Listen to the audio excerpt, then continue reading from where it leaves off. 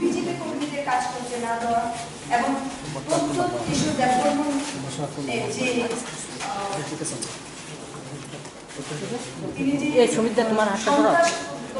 ভাষায় আলোচনা করছেন এই বিষয়ে আলোচনা রাখবেন আপনাদের সামনে প্রদেশ বিজেপির সহসভাপতি তথা সাংসদ শ্রী রেবতী ত্রিপুরা মহাশয়। তৎসঙ্গে উপস্থিত আছে আমাদের প্রদেশ কমিটির সম্পাদক শ্রী জসিমউদ্দিন মহাশয়। আমি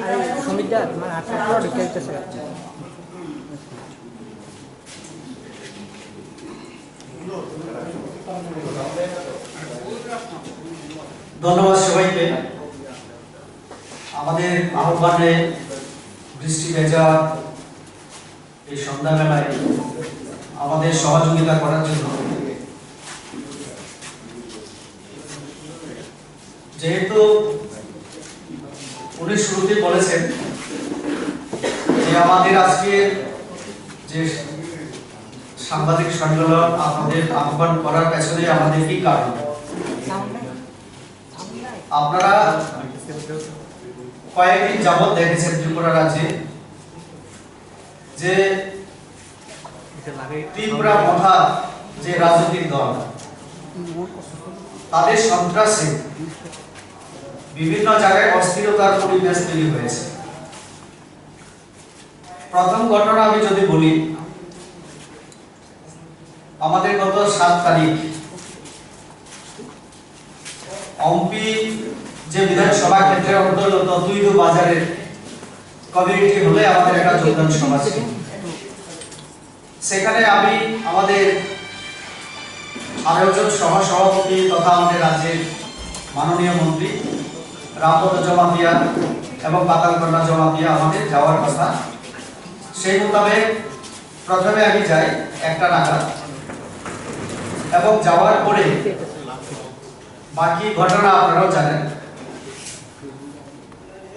এবং সেখানে গিয়ে আমি দেখলাম প্রচুর মহিলা সামনে সারিতে প্রায় 100 হবে, এবং তার পেছনে এবং কয়েকটা জায়গায় মথা কর্মীরা যারা পুরুষ তারাও হাতে লাঠি এবং বিভিন্ন জানলা নিয়ে কয়েকটা স্পটে তারা কোন পেতে বসেছে। আমি যখন কাছাকাছি গেলাম একটা স্লোগান উঠলো যে পাতালকন্যা ঘুরে। আমি তারপরে তাদের ভুল ধারণা ভাঙার জন্য আমি আমার গাড়ির গ্লাসটা খুললাম যাতে করে আমাকে তারা চিনতে পারে। আমি কয়েকবার ভাষায় বললাম কি হচ্ছে তোমাদের, আর এখানে পাতালকন্যা কেউ নেই, এখানে আমি আছি। তারপরেও তারা কিন্তু আমার গাড়ির উপরে আক্রমণ করার চেষ্টা করেছিল। আমার দেহরক্ষী যারা নিরাপত্তায় যারা নিয়োজিত, আমার স্টাফ, পুলিশ এবং অন্যান্য যারা ছিলেন সেখানে, তাদের সহায়তায় আমার গাড়িতে ভাঙচুর করতে পারেনি বা আমাকেও তারা কিছু করতে পারেনি। সেখান থেকে আমি আমাদের হল সভায় আমি চলে যাই। সেখানে আমাদের কর্মীদের উদ্দেশ্যে আমি আলোচনা করি এবং যোগদান হয় 217 পরিবার। তারপরে আমি পরের দিন 8 তারিখ 7 তারিখে আমি দিল্লিতে চলে যাই, কারণ আমার স্ট্যান্ডিং কমিটির মিটিং এর জন্য। সুজা দুইদু থেকে চলে এসে আমি এয়ারপোর্টে চলে যাই এবং আমি দিল্লিতে চলে যাই। প্রায় 10টা নাগাদ মিডিয়ার মাধ্যমে ত্রিপুরা মথার যিনি সুপ্রিমো ওনার একটা ভয়েস রেকর্ড আমি পাই, যেখানে উনি সরাসরি আমাকে আমার নাম ধরে উনি হুমকি দেন। ওনার অভিযোগ আমি নাকি ওনাকে হুমকি দিয়েছি যে রাজবাড়িতে আটকানো হবে, ওনাকে বন্দী করা হবে, যেটা একেবারে ভিত্তিহীন, বেবুনিয়াদ যাকে বলি। ওনাকে রাজবাড়িতে আটকানোর কথা কোনো জায়গায় আমি বলি না, কিন্তু সেটাকে নিজের নিজস্ব সোশ্যাল মিডিয়ার মাধ্যমে কিছু কর্মীদের মাধ্যমে তিনি আরো উত্তেজিত করে তুললেন এবং এমন হুমকি তিনি দিতে শুরু করলেন। গণতান্ত্রিক রাষ্ট্রে আমরা বসবাস করছি, কিন্তু মনে হলো আমার ওনার ভাবিয়ে হুমকি দেখে যে এখন উনি মনে করছেন উনি রাজা।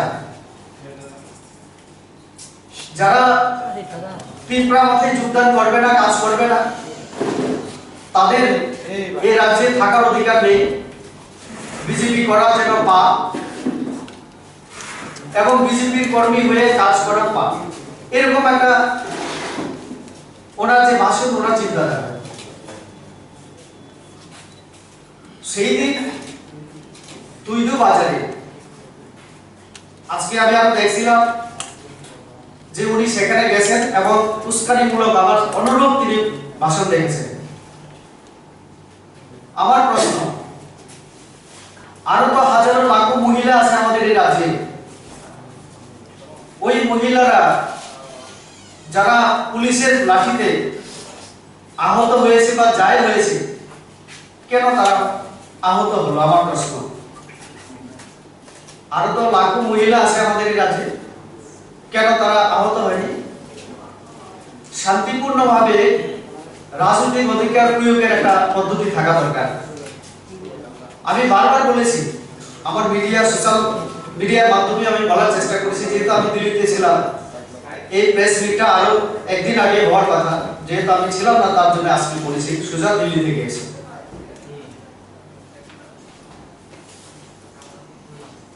আমার কথা, ওই জায়গায় অনেকজন পুলিশ অফিসার ছিলেন যারা তিপ্রাসা। অনেক পুলিশ অফিসারকে আমি দেখেছি সেদিন ওইখানে ডিউটিরত ছিলেন তিপ্রাসা। আজকে উনি অভিযোগ করছেন যে এই রাজ্যের তিপ্রাসাদের কোনো অধিকার নেই, মহিলাদেরকে পর্যন্ত পুলিশ রেহাই দিচ্ছে না। আমার প্রশ্ন, যদি পুলিশের লাঠিতে কেউ আঘাত পেয়ে থাকে, তাহলে সেখানে কর্মরত বা ডিউটিরত আমাদের যে তিপ্রাসা পুলিশ অফিসার তারাই বলতে পারবে কেন এই মহিলাদেরকে মারতে হলো, তাদের কাঁদানি গ্যাস কেন ছুটতে হলো। আমি বিজেপি সভাপতির সাথে সাথে তিপ্রাসা সহ আপামর জনগণের ভোটে আমি সাংসদ হয়েছি।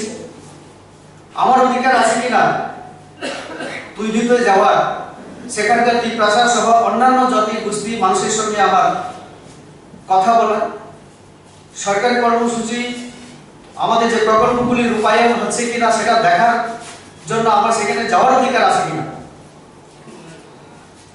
আমি তো বারবার বলেছি, এর আগেও অনেকজন মিডিয়া হাউস থেকে আমাকে ফোন করেছিল, আমি বলেছি আমার নাম তো কেউ নেয়নি, শুধু পাতালকন্যা খুব বেগি বলেছি। তো আমার কি দোষ ছিল আমার গাড়িতে এভাবে আক্রমণ করা? আমি দেবতী ত্রিপুরা কি তিপ্রাসা না? এই যে মথার সুপ্রিমো যিনি, স্বঘোষিত যিনি রাজা, কোথায় ছিলেন দেবতী ত্রিপুরার বাড়িতে যখন গাড়িতে আগুন লাগানো হয়েছিল?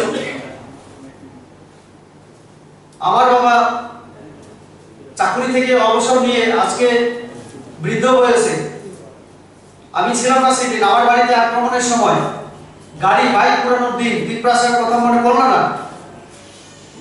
রেবতী ত্রিপুরা এই নিয়ে 4 বার আক্রান্ত হয়েছে, আমি শুনেছি কখনো?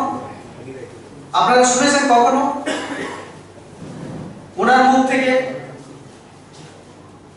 খুমুলুকে আক্রান্ত হয়েছি, আশারামবাড়িতে আক্রান্ত হয়েছি, এটা নিয়ে 4 বার আক্রান্ত। বারবার রেবতী ত্রিপুরায় হচ্ছে। কোন রাজাকে তো কেউ আক্রমণ করেনি। কি বলতে চাইছেন?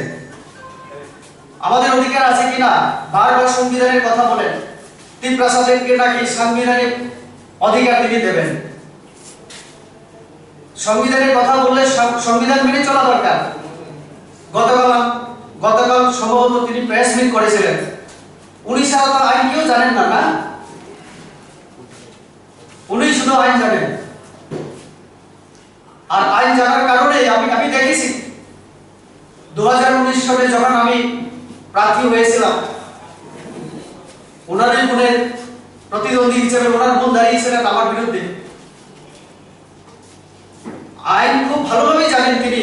আমাদের খোয়াইয়ের একটা থানায় ঢুকে নিরহ এক ওই তিপ্রাসার যুবককে তিনি মারপিট করেছিলেন। পাতালকন্যা কি মহিলা না? মহিলার সেন্টিমেন্ট তুলে কথা বলার চেষ্টা করছেন তিনি। পাতালকন্যা কি মহিলা না? অভিযোগ উঠতেই পারে, থাকতেই পারে একজন ব্যক্তির বিরুদ্ধে। অভিযোগ তোলা আর দোষী সাব্যস্ত করা অন্য জিনিস। পাতালকন্যার বিরুদ্ধে অভিযোগ কি? কিছু না, স্পষ্ট কোনো অভিযোগ ওনার বিরুদ্ধে আনতে পারছেন না, কিন্তু একটাই ওনার উদ্দেশ্য যে বিজেপি যেভাবে সংগঠন আমরা বাড়িয়ে চলেছি বিভিন্ন জায়গায়, আজকে সিমনা থেকে শুরু করে রসিয়াবাড়ি, দামসরা, খেদাসরা থেকে আমাদের মনোগার, সাবরুমের সব জায়গায় আমাদের দলে প্রত্যেকদিন সামিল হচ্ছে। আজকেও গোলাঘাটিতে টাকার জলায় আমাদের সভাপতিদ্বয় যথাক্রমে রামপদ জমাতিয়া, উনি মন্ত্রীও, আমাদের জনজাতি কল্যাণ মন্ত্রী, আর সে পাতালকন্যা জমাতিয়া যোগদানের প্রোগ্রামে যাচ্ছিলেন। পুলিশ সে আইন কানুন সমস্ত মেনে সেখানে যোগদান পর্ব করার কথা ছিল, আজকে তাদেরকে আবার হামলা করা হলো। এর আগে সেই টাকার জলাতে আমরা তার নিন্দা জানাই। আজকে যেভাবে ব্যক্তি আক্রমণে নেমে আসছেন উনি, আমার নাম ধরে বলছেন ওনার কাছে বা আমার কাছে নাকি মোবাইল নাম্বার আছে। আজকের দিনে কারো মোবাইল নাম্বার রাখা এটা কি কঠিন কাজ? আর দিল্লির কোয়ার্টারে আমি ওনাকে ডাকিনি, যন্তর মন্তরে না কোথাও যেন তাদের তিপ্রা লাইনের দাবিতে দুদিনের প্রোগ্রাম ছিল। প্রত্যেক দিন 5 বার 6 বার করে আমি আপনাদের এখনো মিস কল দেখাতে পারি। এই গত 29 তারিখ ফোন করেছিলেন, আমি ধরিনি। একই কথা কেন বারবার বলবো ওনার সঙ্গে? উনি বলতে চান বারে বারে তিপ্রাসা হয়ে তুমি বিজেপিতে থাকা উচিত না। আমি আমার স্ট্যান্ড ক্লিয়ার করে বলেছিলাম, আপনি তো একদিন কংগ্রেসে ছিলেন, আপনার বাবাও তো কংগ্রেসের এমপি ছিলেন, এটা কি অন্যায় ছিল? আপনি বলুন তাহলে।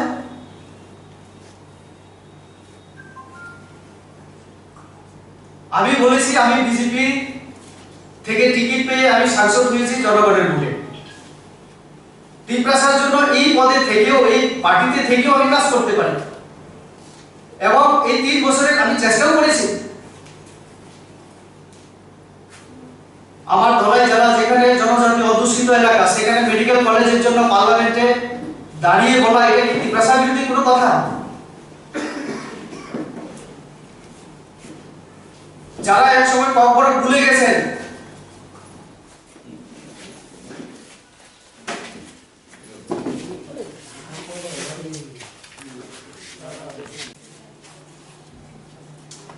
এই যে আমাদের যারা সিবিএসসি তে পড়াশোনা করছে ছাত্রছাত্রী, আমরা জানি কর্পোরেটের জন্য আন্দোলন হয়েছে আমাদের ত্রিপুরা রাজ্যে। কর্পোরেট ত্রিপুরা রাজ্যে অন্যতম সরকারি ভাষা, তার উন্নতি বিকাশ আমরা সবাই চাই। পার্লামেন্টে দাঁড়িয়ে আমি কথা বলেছি, 377 আমাদের যে নিয়ম সেখানে আমি রিটেন দিয়েছি। সিবিএসসি তে কি কারিকুলামের মধ্যে, সিলেবাসের মধ্যে আজকে অন্তর্ভুক্ত হয়েছে। আমি কোন তিপ্রাসার বিরুদ্ধে কাজ করলাম? দালন সম্প্রদায়কে এসটি হিসাবে তার লিস্টের মধ্যে অন্তর্ভুক্ত করার জন্য কথা বলা। ত্রিপুরা রাজ্যে বিভিন্ন জায়গায় জাতীয় সড়ক, রেলপথ, তার উন্নয়নের জন্য কথা বলা পার্লামেন্টে, এটা কোন তিপ্রাসা বিরোধী কথা? একলব্য বিদ্যালয়ের জন্য কথা বলা। ধলাই জেলাতে কেন্দ্রীয় মন্ত্রীদেরকে এনে মিটিং করে জনজাতিদের জন্য, অন্যান্য পিছিয়ে পড়া সব সম্প্রদায়ের জন্য কথা বলা কি না? এটা কোন তিপ্রাসা বিরোধী কথা? কোন তিপ্রাসা বিরোধী কাজ? আমার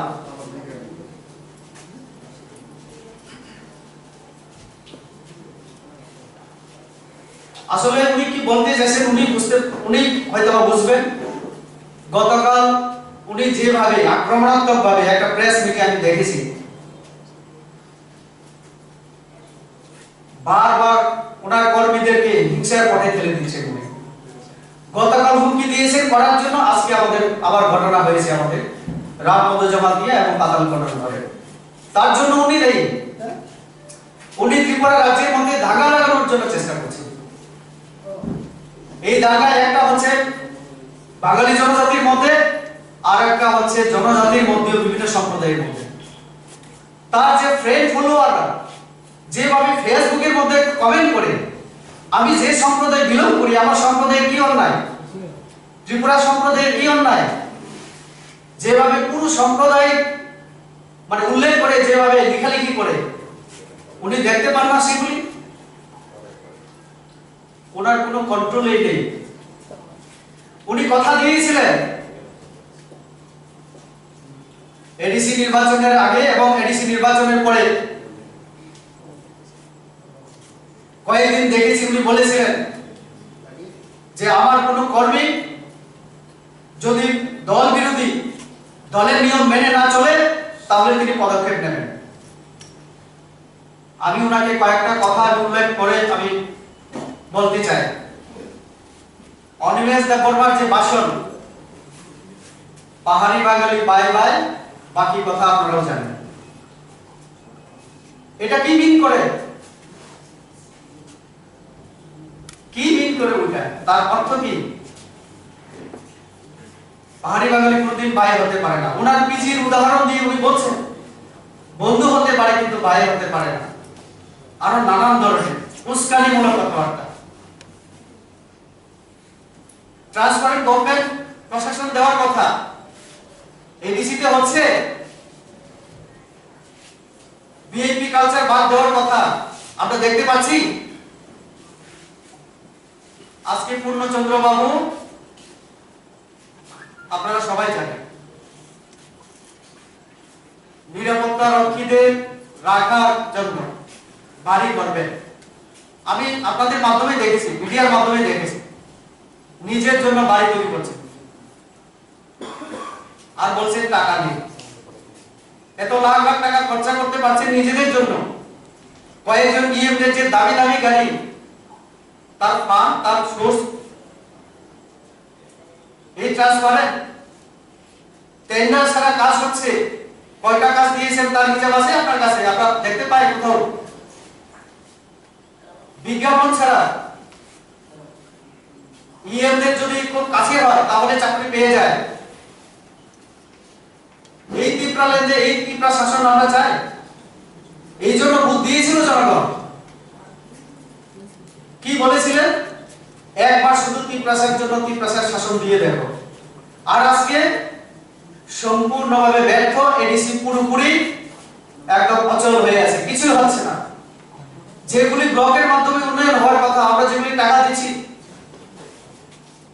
প্ল্যানিং কমিশনের মাধ্যমে, নীতি আয়োগের মাধ্যমে, 15 ফাইন্যান্স কমিশনের মাধ্যমে বিসি গুলিকে আমরা টাকা দিয়েছি, তার হিসাব আছে আমাদের। তো যেখানে সম্পূর্ণভাবে ব্যর্থ, দলের উপরে কন্ট্রোলে তিনি সম্পূর্ণভাবে ব্যর্থ, প্রশাসন চালানোর ক্ষেত্রে ব্যর্থ, আর বারবার মিথ্যা কথা বলছেন। বলেছিলেন আমি যদি এডিসিতে জয়লাভ করি আমার দল, আমি পিএম হব। মানুষের সাথে সেখানে ধোঁকাবাজি করেছেন তিনি। এখন বলছেন লাস্ট ফাইট। ত্রিপুরার জন্য যদি প্রকৃতপক্ষে কিছু করতে হয়, জীবনে লাস্ট ফাইট হতে পারে না। যতদিন বাঁচবো আমরা সমাজের জন্য কাজ করে যাব। লাস্ট ফাইট তো 2023 হতে পারে না। 2023 এর পরে তো সমাজের জন্য কাজ করা উচিত। তাহলে উনি 23 এর মধ্যে যা কিছু দাঙ্গা হাঙ্গামা লাগিয়ে আবার ক্ষমতায় বসা, এটাই শুধু মাকসাদ।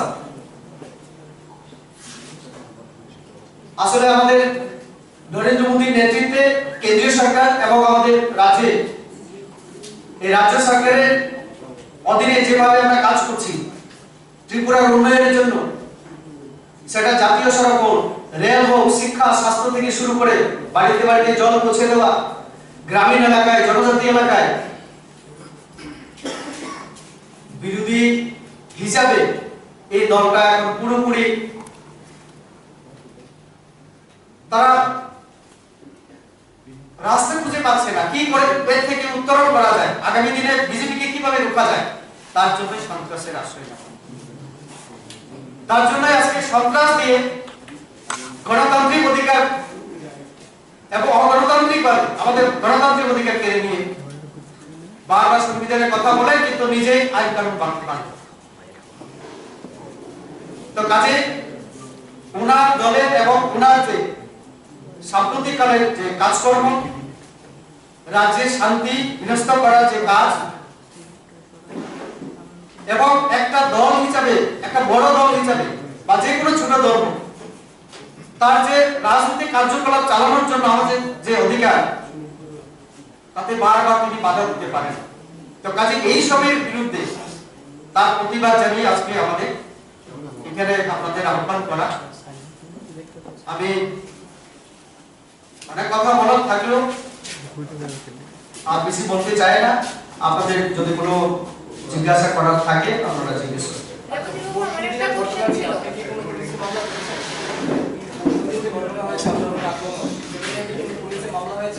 আমি সেদিন সঙ্গে সঙ্গে ওখান থেকে আমি শুরুতেই বলেছি আমি দিল্লিতে চলে যাই। আমার মন্ডল সভাপতির সাথে আমার কথা হয়েছে, আমাদের অম্পি মন্ডলের সভাপতিকে আমি বলেছি যে কারা কারা এর সঙ্গে যুক্ত, তারা আমার গাড়িতে আক্রমণ করার জন্য এসেছিল এবং পুলিশের উপরে যারা আক্রমণ করতে চেয়েছিল, যার কারণে পুলিশকে বাধ্য হয়ে তাদের উপরে একটু ঠেলা মানে তাদের হাতে যে এইগুলি ছিল আত্মরক্ষার্থে ধাক্কা দেওয়া দিতে হয়েছিল আমি যতটুকু জানি। তো এই ঠেলাঠেলিতে একটু আহত হয়, কিন্তু যে সমস্ত পুরুষ বা মহিলা মাত্রাতিরিক্ত করেছিল, পুলিশকেও মারার জন্য চেষ্টা করেছিল, তাদেরকে আমাদের বিভিন্ন ভিডিও ফুটেজে আছে, এইগুলি দেখে নামগুলি আইডেন্টিফাই করে যেন তাদের বিরুদ্ধে কেস করা হয়। আমি মন্ডলকে বলেছি, আমি জাস্ট মাত্র এয়ারপোর্ট থেকে আজকে আপনাদের সঙ্গে আমি বসলাম, তো আমি খোঁজ খবর নেব, অবশ্যই এই ব্যাপারে আমরা চিন্তা ভাবনা করবো, যদি না হয়ে থাকে অবশ্যই দেখা হবে। সেটাও আমার জানা নেই। আরেকটি বিষয়, আপনি প্রায়ই বলছেন যে মানে অনেকগুলি ঘটনা যেখানে তীব্রতা বারবার বিজেপিকে আক্রমণ হচ্ছে এবং যার পেছনে প্রদ্যুৎ কিশোর দেববর্মনের একটা উস্কানিমূলক ভাষণ, তাহলে প্রশাসন প্রদ্যুৎ কিশোরের বিরুদ্ধে ব্যবস্থা নিচ্ছেন না কেন? আমি সেই কথাই বলছি যে একটা ব্যক্তি বারবার যখন উস্কানি দিয়ে অশান্ত পরিবেশ তৈরি করছে ত্রিপুরা রাজ্যে, অবশ্যই দেখা হবে। কেন দেখা হবে না? ম্যাডাম কিছু বলছেন? আমার প্রশ্নটা ছিল, আপনি বলেছেন যে আপনি 4 বার আক্রান্ত হয়ে গেছেন এর আগেও, তখন কি কোনো কেস করা হয়েছিল বা ওদেরকে অ্যারেস্ট করা হয়েছিল কিনা? প্রথম যখন আমার বাড়িতে আক্রমণ করা হয় সেই সময়ে এফআইআর করেছি, কয়েকজন ধরা পড়েছে, কয়েকজন পলাতক, তো কেস করা হয়েছিল। প্রত্যেকবার কুমুরুকে যখন আমার সঙ্গে ছিলেন আমাদের বর্তমান মুখ্যমন্ত্রী, আমাদের রাজ্য সভাপতি উনিও ছিলেন, আরো কয়েকজন এমএলএ ছিলেন, তখন আমরা কেস করেছি, পুলিশ অ্যারেস্ট করেছে কিছু লোককে, কিছু লোক পলাতক। অনুরূপভাবে আসারাম বাড়িতে আমরা এফআইআর করেছিলাম, সেক্ষেত্রেও অনুরূপভাবে দেশের যে ইলেকশন সেটা নিয়ে আসলে আপনারা কি বলবেন? মানে এখনের যে পরিস্থিতিটা এরকম চলতে থাকলে দেশের ইলেকশন নিয়ে আপনি কি বলবেন? দেশের নির্বাচনে বিজেপিকে আবার মানুষ ভোট দেবে, এই কথা জানতে পেরে এখন হিংসার আশ্রয় নিচ্ছে, হিংসার আশ্রয়। আমরা লক্ষ্য করছি তাদের বিভিন্ন যে কাজকর্ম, কিভাবে বিজেপিকে রোকা যায়। তো মানুষের মাধ্যমে সম্ভব না, মানুষ বিজেপির সাথে আছে, তার জন্য অন্যায়ভাবে এই সন্ত্রাস তৈরি করে তারা রোকার চেষ্টা করছে। ছাত্রদলের উপর দুবার আক্রমণ, গো ব্যাক স্লোগান, এই চিত্রগুলো দেখে কি মনে হচ্ছে যে পাহাড়ি শাসক দলের নিয়ন্ত্রণটা কমে আসছে? কোনোভাবেই না। 10 জন এমএলএ, আমি 19-এ জয়লাভ করেছি, আমি বারবার বলছি আমরা 10-11টা সিটে এগিয়ে দাঁড়িয়েও আমাদের 10 জন আমাদের নির্বাচিত প্রতিনিধি আছে। এর থেকে মানুষ কাদের সঙ্গে আছে প্রমাণ দেওয়ার কি পদ্ধতি আছে বলুন? পুলিশের ভূমিকা নিয়ে আপনি কি বলবেন? পুলিশ চেষ্টা করছে সব জায়গায়, কিন্তু পুলিশও তো মানুষ না। আমি তো শুরুতেই বললাম যে পুলিশ অফিসার আমার পিপাসা, তার উপরে যদি আক্রমণ হয় তো পুলিশও তো চেষ্টা করছে, সেও তো আহত হচ্ছে। আজকে আমি দেখেছি একজন পুলিশ অফিসার মাথায় আঘাত পেয়েছিলেন, কেউ পাথর মেরেছিল তার মাথায়, তিনি জল দিচ্ছিলেন রাস্তার পাশে গিয়ে একটা পাশে গিয়ে জল দিচ্ছিলেন, একজন মহিলা জল এগিয়ে দিচ্ছিলেন। তো পুলিশও তো আক্রান্ত আজকে। স্যার, আপনি তো বললেন আপনার উপর আক্রমণ হয়েছে, কয়েকজনকে গ্রেপ্তার করা হয়েছে। প্রতিবেশী দেববর্মার উপরও তো আক্রমণ হয়েছিল বিভিন্ন জায়গায় 2-3 বার, আমরা যতটুকু জানি। একজন তো গ্রেপ্তার হয়নি, বা কতজন গ্রেপ্তার হয়েছে এটা আপনি জানেন? যদি একটু খুলে বলেন। আমি কোনো ওনার ব্যাপারে যতটুকু কেস হয়েছে তো অ্যারেস্ট হয়েছে কিনা আমি সেটা জানি না, সেটা পুলিশ বলতে পারবে বা আমাদের স্বরাষ্ট্র দপ্তর বলতে পারবে। আর আপনারা ওনার কাছ থেকে তার প্রশ্নের উত্তর পেতে পারেন। सर, आपने जो एप्लीकेशन आपके अगेंस्ट में प्रोसिक्यूशन ने लगाया, आपने बोला कि आपको इसके बारे में कुछ पता है नहीं। Do you have any clue कि ये आया कहाँ से? क्योंकि आप तो डायरेक्ट डिनाई कर रहे हैं कि मैंने ऐसे कुछ बोला ही नहीं, कहाँ से ये आया? मैं तो हैरान हो गया जब इनका एक वॉइस रिकॉर्ड मिला था, मीडिया के माध्यम से ही वो मैं देखा सुना भी। उस रिकॉर्ड में इन्होंने सीधा मेरा नाम लेकर बोला, बीजेपी का एमपी ऐसे ऐसे बोला। लेकिन इनके पास क्या क्लू है या इंफॉर्मेशन है वो तो इनको ही पता है। आप डिनाई करते हैं, आपने ऐसा कुछ बोला है? मैंने ऐसा नहीं बोला।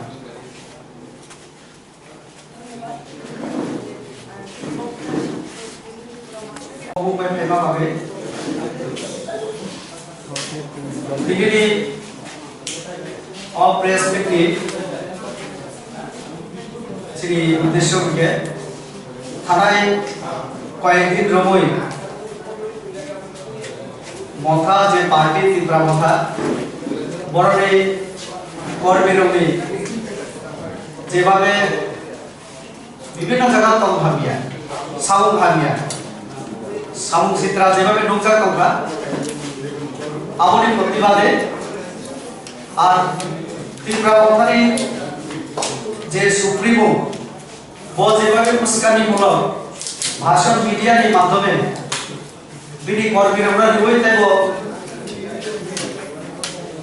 উত্তেজিত খাই মানে আমনি প্রতিবাদে সুপ্রিমরা আশঙ্কা जों साइमानो जे थानाय 7 तारिख 2 একটা ঘটনা তিনি হাই নয় যিনি মন্ত্রী তাই পার্টির সহ সভাপতি রামপদ জমা দিয়ে বিল লগে থামনি পাতা জমা দিয়ে সহ সভানেত্রী বরণ উপর আক্রমণকা 7 তারিখ তার যখন 2 থান আমি বড় বড় আক্রমণ চলায় আমি গাড়ি সবাই না নাই তো অজে তমগ্রনে প্রতিবাদ খেলাই রছি প্রেস মিট आज सारा नहीं हो आप तो तीव्रसा ने बूथ माने ना आप ये व्यू तीव्रसा ने हम रेडी बागे ना हम समुद्र को पार्लियामेंट में पूछा हुई आज जाए कॉक बड़ा विभागे कॉक सामने सीबीएसई और तब चीनी चले रहा कॉक बड़ा कोई ना सब्जेक्ट इंक्लूजन कहीं ना एयरपोर्ट मेडिकल कॉलेज धलाई चला है जेकरे तीव्रसा कोआ और चलो धलाई चलो मेडिकल कॉलेज अब भाई एडिशन ऑफ दिए विभिन्न विषय न दिए पार्लियामेंट का कॉक सामने अब बहुत भी प्रश्न होती आ दिनों को অম্পিও থাকে তৈরি অবস্থানে পড়ে আরো যে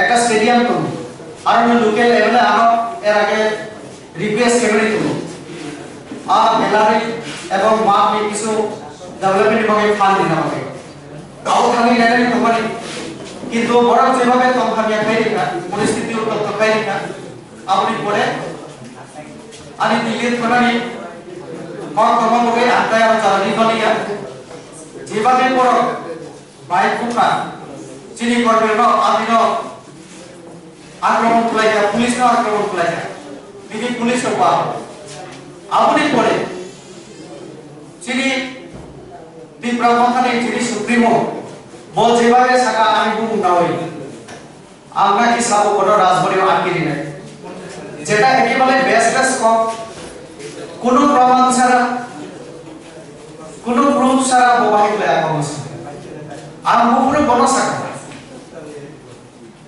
আর যে বনশাখা রাজবাড়ির আটকে নাই আবো বসাতো বরং 4-4বার আক্রান্ত একটু আগে বাম শাখা। তো এই যে মানে উস্কানিমূলক তিনি যেভাবে তিনি এমপি এমএলএ মন্ত্রী এনসি দেবর মতো তীব্রাসন হলে টাকার জন্য আক্রান্ত ধীরেন্দ্র দেববর্মা মানদেবী এমএলএ অমথা ক্ষমতা ফ্যামিলি লগে লগে বড় ভুনানি নাইকা অবহায় বিভিন্ন জায়গায় যেভাবে তীব্রাসানি শাখাও আং সানা মুসুঙ্গ তীব্রালের মাখাগে আর সাবো সাবো তংনাই ককে সাও তীব্রালের শুধু তীব্রাসার তংনাই ইয়ার কেবল থাকবে এসসি বতমান উপরবাই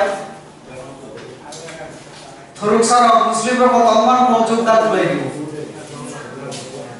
আনসুনা মুসলিম মুসলিম হাজার হাজার মুসলিম সম্প্রদায়ের হাজার হাজার এসসি সম্প্রদায় পশ্চিমা আদিবাসী যখন তুই যদি গ্রেটার ত্রিপুরার তমান হইকে তাও নিজে ত্রিপুরা রাজ্য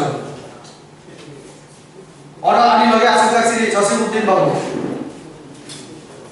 চিনি ওরা মনিকা বিবল তগো আগরতি প্রশাসন তিন জাতি ধর্ম নির্ভর তাহলে ত্রিপুরা রাজ্য তাহলে অস্বীকার করা আর ত্রিপুরালের মানে পড়ে মুসলিম তন্ময়া এসসি তন্ময়া একে তাহলে করলো লবি দিন আর দবা দিন বুইনো শুধু শুধু ইমাম ফুলো কিন্তু পাওয়ার ফ্যামিলি পড়ে একে প্রবলেম এডিসি না প্রমাণ এডিসি নৌকা ইঞ্জিনিয়ার যিনি ব্যাকগ্রাউন্ড ইন্টারভিউ দিলে সুযোগ পাইয়া ইএমএ ওখানে বড় হয়ে চাকরি মানতে বসাইছে মেয়ে একটা নিয়ম নীতি মানে দি তেন্ডা সারা সমু সিইএম পূর্ণচন্দ্র বাবু বিরুদ্ধে টাকার অনুকা আমাদের ত্রিপ্রাসারে তো কাজে যেভাবে হিংসারে লামা থেকে বারবার ত্রিপ্রাসার সাংবিধানিক অধিকার নাই কনস্টিটিউশনাল রাইটস দিলে তাহলে দেবতী ত্রিপুরা পাতালকোনা এনসি দেবরমানি রাইট তো তম করেছেন এমপিও বিজেপিও তম হয়েছে সম্মুখীন গণতান্ত্রিক অধিকার কি আমগো দলতানা হিংসা অধিকার তাহলে এনসি দেবরমান লামা সপমানি দেবতী ত্রিপুরা কাসরনে আমপ্রতি প্রসারে তমুয়া বাইরে চলে বাহিনী না আজ খালচা বাহিনী না আমাদের খালচারে লামা বারবার আক্রমণ কোনদিন খালচা বমিয়া অমহাই তমুং তরকাইকে চিনি যেটা তত অবসর করে তো কাজে আপনি একদম নিন্দা করিও প্রতিবাদ করিও আর এবারে তিনি প্রেস মিট কেমনি মেনি যদি কথা ভাবে শুনিও তাও তো বিজেপি ও ত্রিপুরা সামনে সামনে কাজ করতে এটা সুগার অবস্থা প্রসার করতে বিকাশ এটা কাকে কামলাগন মিশিন দিন না বাসে খাবে বিকাশ করে না আর ও বাসে নাই দিয়ে মো করো জবর আশ্রম কইলা অবশ্যই আইন মাফি ন কাম নাই পুলিশ নি সমতা নাই কেবল গুবে হিগে না সব ব্যাক কেলা আর দেবতী ত্রিপুরা যদি আরনি থাইকে গে আন্তনি বাকি খান ডেভেলপমেন্ট বাকি খান ডেভেলপমেন্ট को गुबे कुछ ना ऐसे की उम्मीद हो नेशनल हाईवे बाकी काम खाई हो सर रेवती प्रथम में ये काम है नेशनल हाईवे का गुबे कुछ ना ले पहले भाई बोले तो ত্রিপুরা एरिया संतुलित निर्माण एकलो विद्यालय निर्माण मेडिकल कॉलेज निर्माण स्कूल निर्माण আমার বাকি তো সুবিধা তাহলে সেটা গুবে করে না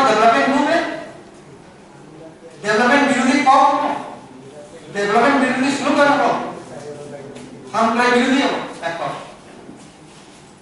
স্যার দিনে যে ইনসিডেন্ট জঙ্গল আর খরচ ইনসুরেন্স আমরা কত বাবু চিনি প্রযুক্তি কল্যাণ মন্ত্রী বাবাই কসাকা পাতাল করোনা ফুল ফেব্রুয়ারি বিনি মোবাইল রে তো নষ্ট করে না সুইচ রামপদ বাবু বাই কসাবনি কোসাও পাতাল করোনা কিসা দুকমা কা বিনি দুজন বিজি খুব আঘাত মাখা বুঝা কা গাড়ি রকম সবাই রেখা কোনো গাড়ি নো ঠিক রেখা রামপদ বাবু পুরা নেবেনি বিনি বিজি রকম হবে বড় কিছু থাইবালিয়া বড় না পুলিশ এবং পিএসআর তাও মানে নিরাপদ জায়গা ন বড় না তোরা নি নাই